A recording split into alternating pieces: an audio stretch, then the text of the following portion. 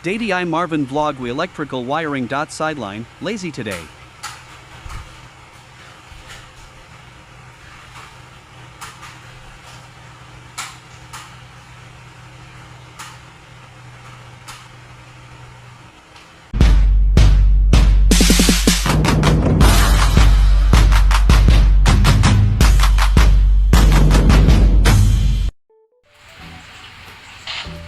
So, magandang umaga mga tropa. So, andito nga tayo. Pinuntahan nga natin ang ating client na nagpapaayos ng electrical wiring. So, kahapon ginawa ko na nga po pala kahapon yan. Tinabot lang ako ng oras para sa aking trabaho kasi may trabaho pa ako panggabi kaya binalikan ko na lang yan. So, naglagay ako dyan ng molding kasi yung bahay niya ay may kisame na. So, hindi na namin magpapaklas yan. Kaya, ginawa na lang natin ng paraan. Yan. Kailangan maglagay ng wiring para sa mga kanyang mga ilaw.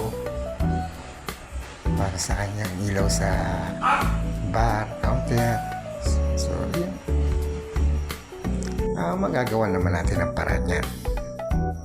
At dito, naglalagay na ako ng wire sa ating molding dyan.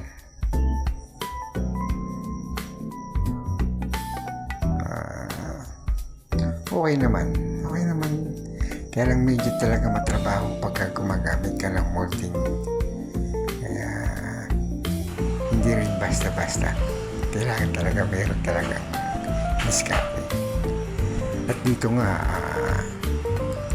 ayan, bali itatap ko na sa kanyang breaker ang ginawa ko.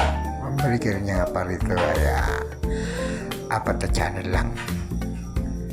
So, kasama na dyan sa channel yung mga appliances, ilaw,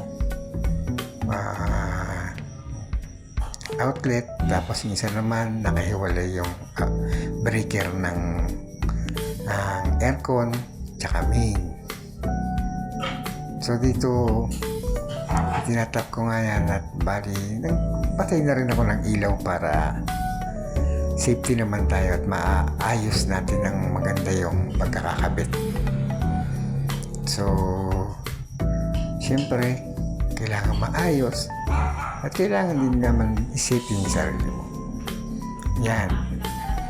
At nakikapit na po natin at yan na po ang kinalabasan ng ating ginawa. So, sa mga tropa natin na gustong magpa-ayos ng kanilang kuryente. So, mga tropa, dito lang po. Kontakin nyo lang po ako.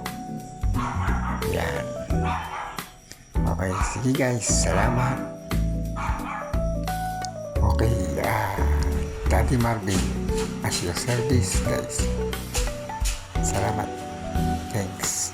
Hanggang sa ulitin.